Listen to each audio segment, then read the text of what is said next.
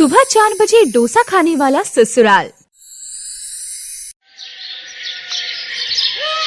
सीमा आज बहुत ज्यादा उदास थी और उदास होती भी क्यों ना, उसका बेटा राहुल मालिनी नाम की लड़की से शादी करके उसे घर ले आया था, वो भी सीमा की इजाजत के बिना। सीमा जहाँ पंजाबी थी तो वहीं मालिनी प्रॉपर साउथ इंडियन थी। वो सीमा के पैर छूते हुए कहती है, अयो अम्मा, हमको माफ कर दो, हम तो तुम्हारे बेटे को बहुत प्यार करती, हम उसे हमेशा खुश रखती। राम राम, ये कैसी लड़की से शादी करके मेरा बेटा इसे बहू बनाकर घर ले आया है, जिसे करता करती का फर्क भी नहीं पड़ता।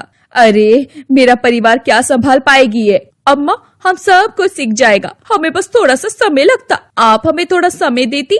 सीमा टेढ़ा मेढ़ा मुंह बना रही होती है, तभी उसका पति उसे समझाते हुए कहता है, सीमा, तुम कुछ भी कर लो, यह लड़की इस घर की बहू बन गई है। अब हम इस बात को बदल तो नहीं सकते और ना ही किसी लड़की की जिंदगी खराब कर सकते हैं। शादी के बाद उसे वापस अपने मायके भेजकर, यह जैसी भी है, जो भी है, हमें इसे अपनाना ही होगा। अब सीमा भी मुंह बनाकर चली जाती है और उसे मालिनी को स्वीकार करना पड़ता है। अगली सुबह राहुल मालिनी को सुबह 4 बजे उठा देता है और कहता है, उठ जाओ मालिनी, तुम्हें बहुत देर हो गई है, तुम कितनी देर तक सोती रहोगी? 4 बज गए हैं। अयो, शाम के 7 बज गया, हमको सोते सोते ऐसा कैसे हो सकता? हम तो आज तक कभी भी इतनी देर नहीं सोया। नहीं नहीं, ऐसी बात नहीं है मालिनी, बस हम लोगों को जल्दी अपना दिन शुरू करने की आदत है।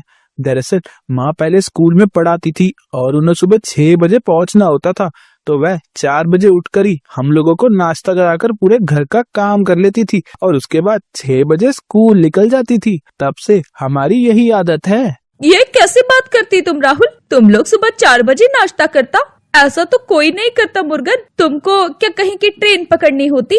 मालिनी अब अंगड़ाइयां लेते हुए रसोई में जाती है। उसे समझ में नहीं आता कि वो क्या करे और उसने खुद से कहा, अय्यो मुर्गन, कल रात को आलू की सब्जी बनाई थी, वो बची है, जल्दी से सब लोगों के लिए डोसा बनाती, सुबह 4 बजे नाश्ता करने वाले परिवार को परेशानी ना होती। मालिनी अब सुबह सुबह चावल का आटा पीसकर उसमें थोड़ी सी इनो मिलाकर डोसा बैटर बनाकर तैयार करती है और फिर डोसा बनाने लगती है और सभी घर वालों को खाने को देती है। सीमा जैसे ही सुबह सुबह डोसा और चटनी खाती है तो खुश हो जाती है और बोलती है, ठीक है, कम से कम ये बहू किसी एक चीज में तो अच्छी है, इसने हमारा शेड्यूल खराब नहीं किया और हमें 4 बजे उठकर नाश्ता मिल गया। अच्छा है, कम से कम ये परेशानी तो नहीं होगी। वैसे भी मैंने स्कूल की नौकरी दोबारा ज्वाइन कर ली है, हम लोगों को कल से 4 बजे नाश्ता ही चाहिए। सीमा, घर में बहू आ गई है, मैं भी अपने दोस्तों के साथ घूमने निकल जाता हूँ। राहुल अपने ऑफिस में बिजी रहता है, तुम्हें बहू के साथ साथ समय बिताना चाहिए। अब स्कूल जाकर पढ़ाने की क्या जरूरत है? नहीं जी, मैं घर रहूंगी तो बेकार में हर बात पर बहू से लड़ाई करती रहूंगी। वैसे भी घर में 4 बर्तन हो तो बचते ही हैं। इससे अच्छा है कि बहू घर संभाले और जो काम मैं पहले से करती आ रही हूँ वो करूँ।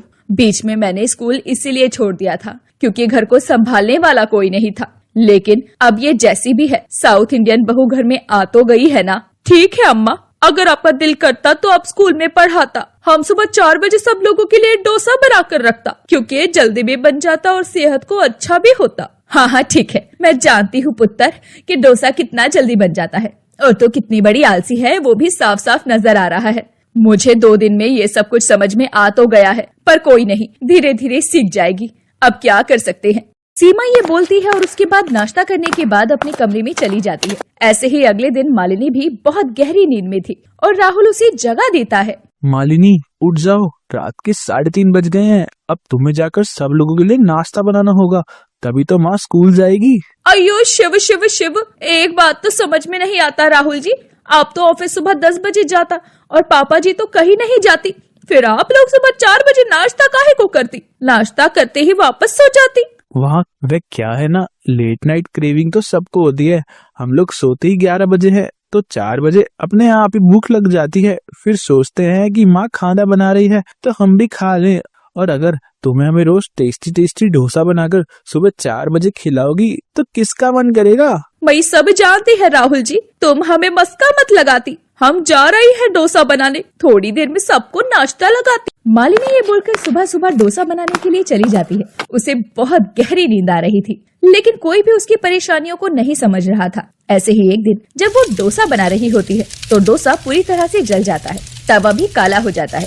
रसोई में से धुआं उठने लगता है। तभी सीमा जाकर गैस बंद कर देती है और कहती है, अरे बहू, पागल हो गई है क्या? अपनी शादी की खुशी में इस पूरे घर को आग लगाने की प्लानिंग कर रखी है क्या तूने? थोड़ा ध्यान से काम नहीं कर सकती? हमको माफ कर दो अम्मा, हमसे गलती हो गया। दरअसल हम तो डोसा बना रही थी, अचानक से नींद आ गई। रात के 9 बजे हर कोई बिस्तर पकड़ लेता है। अगर तू चाहे तो 10 बजे सोकर आराम से 4 बजे उठ सकती है, लेकिन नहीं, अगर तू 4 बजे सो जाएगी तो रात भर जागकर फोन कौन चलाएगा? हमको जल्दी सोने की आदत नहीं, हम लोगों को लेट नींद आती है। हमारे मायके में भी हम ऐसा ही थे। अब अचानक से हम जल्दी सोने की आदत कहाँ से डालेंगे अम्मा?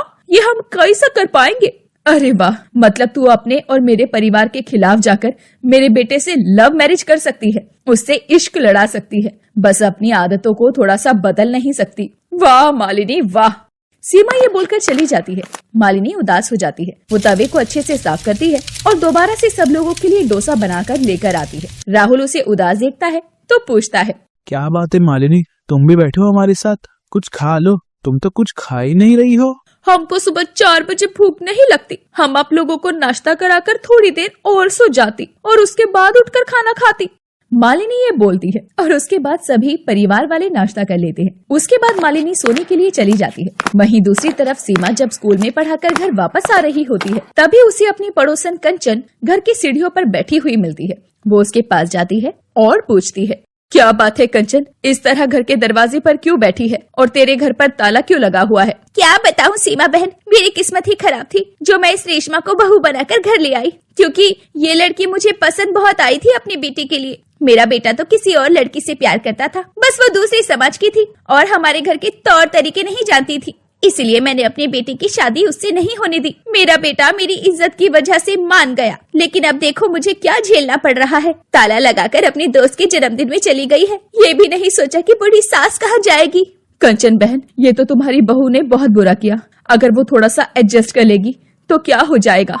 इज्जत तो दूर की बात है बहन, एडजस्ट करना भी भूल ही जाओ। मुझे 2 वक्त की रोटी बनाकर देती, वही बहुत बड़ी बात है। कितनी बार मैंने देखा है, ठंडी रोटी गरम करके घी लगाकर मुझे दे देती है। सोचती है मुझे कुछ पता नहीं चलेगा। मैंने ये बाल धूप में सफेद थोड़ी किए हैं। ये बात तो तुम बिल्कुल ठीक बोल रही हो। आओ थोड़ी देर मेरे घर चलो, जब तक तुम्हारी बहू नहीं आती मेरे घर चलकर बैठ जाओ। यहाँ बाहर बैठने से तो अच्छा ही है।